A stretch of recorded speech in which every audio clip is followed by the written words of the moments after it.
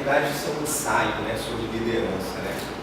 Quando você pensa em palestrar acerca de um tema tão complexo e tão amplo, que se diz respeito à liderança, eu também não me sinto completamente habilitado para isso, porque eu sei que tem muita gente melhor do que eu, tem muita gente que está dando muito caldo aí de mercado, mas a gente aprende algumas coisas, a gente avança numa visão, num trabalho, num método, e existem algumas coisas que eu quero construir com vocês ao longo dessa palestra, que diz respeito a fazer alguma coisa.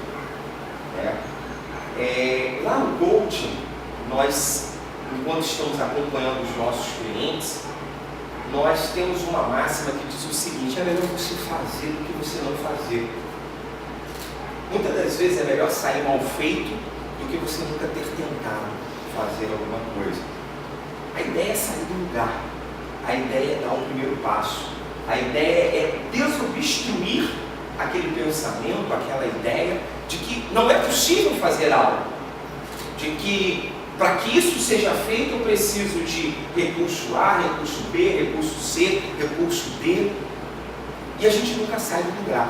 Então eu acredito que há pouquinho do que nós vamos falar hoje sobre liderança na prática passa pela minha própria história de 16 anos atuando enquanto vendedor, atuando como vendedor, como gestor, sobretudo como vendedor de conteúdo de recursos humanos, mais adiante como consultor de empresas, como palestrante, como treinador, como alguém que tem buscado ao longo desses anos uma vida, um significado, acreditado no propósito, acreditado em algo que possa fazer alguma mudança, tanto na nossa vida, mas sobretudo no meio no qual você está inserido, ou naquele contexto no qual você pretende influenciar. Então assim, eu quero desconstruir realmente algumas coisas com vocês, porque eu não sei se vocês têm essa mesma sensação do que eu, mas depois de tantos anos assistindo palestras, treinamentos, eu percebo que as pessoas têm se preocupado muito com o currículo, né? As pessoas têm se preocupado muito com o tipo de faculdade que você fez, aonde você fez sua pós, aonde você escolheu o seu mestrado, né? Mas eu também tenho visto que parte destas pessoas não conseguem largar a mesa, não conseguem ir para o fronte de batalha. E aí quando elas tiram a camisa, eu olho nas costas dela, eu falei isso no nosso treinamento, né? Eu não vejo cicatrizes. E isso me cria algo assim, puxa vida, será que eu devo acreditar de fato nessa pessoa? Porque quem não vivenciou a vida, será que ela está habilitada para falar sobre o que é liderar, o que é viver? Será que aquele que não caiu várias vezes e teve que aprender por conta própria, se levantar diante de inúmeras adversidades intempéries, quando o mundo diz não, e você ainda permanecer, será que essa pessoa está habilitada para liderar? Ou será que aquilo que a gente construiu no banco de faculdade, sobre os melhores pensadores acerca de liderança, os melhores pensadores, desenvolvemos matrizes, desenvolvemos conceito, trabalhamos teoria, resumimos materiais, ouvimos de Rancher até Peter Senge, Peter Drucker. E aí? O que isso significou na sua essência? Então eu tenho observado que os nossos líderes, eles têm buscado tanto conteúdo, têm se tornado tão bons em construir e conquistar certificados para colocar na parede da sala, e ao passo que eu olho para uma vida prática, uma vida de labuta, uma vida de dedicação, eu vejo muitas das vezes suas famílias destruídas, eu vejo muitas das vezes um conflito absurdo entre pai, mãe e filho, eu vejo muitas vezes lares totalmente fora do padrão, que seria, de repente, quem sabe, até uma verdadeira liderança, ou uma liderança autêntica, ou de repente aquelas pequenas frases que James Hunter falou no livro dele, Liderança Servidora, que de passagem eu não sou muito fã desse livro, porque eu acredito que esse livro foi uma grande sacada de marketing num país como o nosso, em 2005, entre 2006,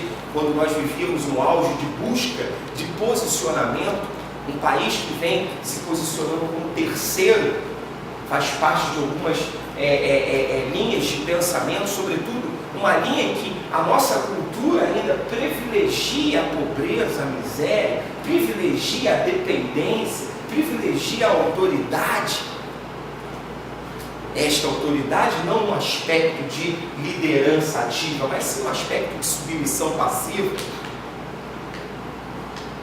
E de repente você lê um livro sobre liderança servidora, enquanto você encontra um monte de homens que não conseguem ser líderes nas suas próprias casas, que não conseguem ser líderes com as suas próprias famílias. E aí eu fico pensando, e aí isso é um ensaio sobre liderança, são pensamentos, são ideias. Eu fico pensando, como é que você vai liderar a minha empresa se você não lidera a sua casa?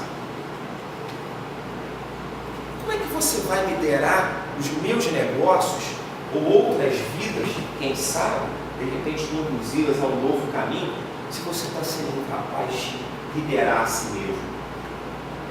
E aí, eu digo, quem não tem domínio próprio tem os seus próprios demônios.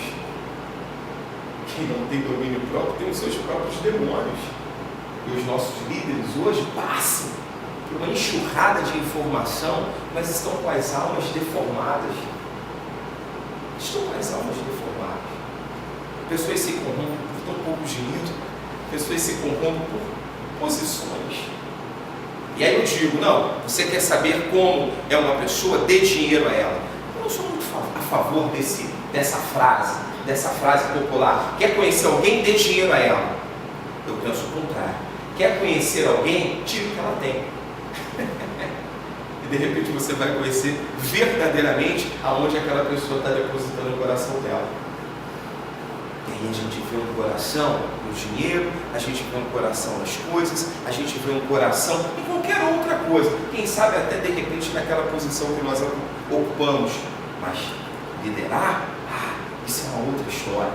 Isso é um negócio que a gente tem que fazer uma matriz com nossos colaboradores, montar um quadrinho de competências e habilidades, quem sabe até aquela historinha de chá, conhecimento, habilidades e atitudes, fazer um quadrante bonitinho, entregar uma pesquisa de clima, ou de repente fazer um diagnóstico organizacional. Eu acho que fica por tudo isso aí. Aí você monta lá um perfil psicográfico, monta cargos e salários, define, olha, nós somos assim. Será que somos? Será que somos? Ou será que a gente hoje tem vivido um tempo em que conhecimento está valendo mais do que aquilo que você faz? Do que uma vida prática, de que uma vida de cicatrizes, de dores, de luta, para se chegar a algum lugar, para se alcançar? Porque eu estou vendo tantos líderes correndo, sabe do quê? Da dificuldade, correndo das adversidades, correndo das circunstâncias. Agora mesmo, vindo de uma empresa cliente, saiu os 3 gerentes daquela empresa porque não estava conseguindo trabalhar com o modelo que foi implantado pelo novo diretor. Mas o modelo que foi implantado pelo novo diretor só trouxe alguns novos indicadores. Mas espera aí, agora o cara tem que avaliar o meu desempenho? Então agora quer dizer que eu tenho que prestar conta sobre isso. Puxa vida, então se você começa a ser controlado para gerar um resultado, tudo fica ruim para você? E aí já não é mais o melhor ambiente para se trabalhar? E aí já não estou mais vivendo o supra-sumo do meu trabalho, do meu emprego? Porque alguém te deu um indicador. Porque alguém agora disse que você precisa, ao final do dia, preencher uma nova planilha. Para a gente saber, não, peraí, o que você está querendo fazer? Está me tirando do meu modelo? Pois é, tudo aquilo que mexe na nossa zona de conforto é chato, é desagradável, incomoda. E falar sobre liderança, sem que a gente fale sobre a vida do líder, é meramente impossível. Falar sobre liderança sem falar que falar sobre liderança, falar sobre a vida do líder, sem passar por uma outra caminhada, que diz respeito a dores, a lutas, a ser uma imagem, a ser uma semelhança, a ser um exemplo, é quase que você pensar sobre liderança de uma maneira inexistente.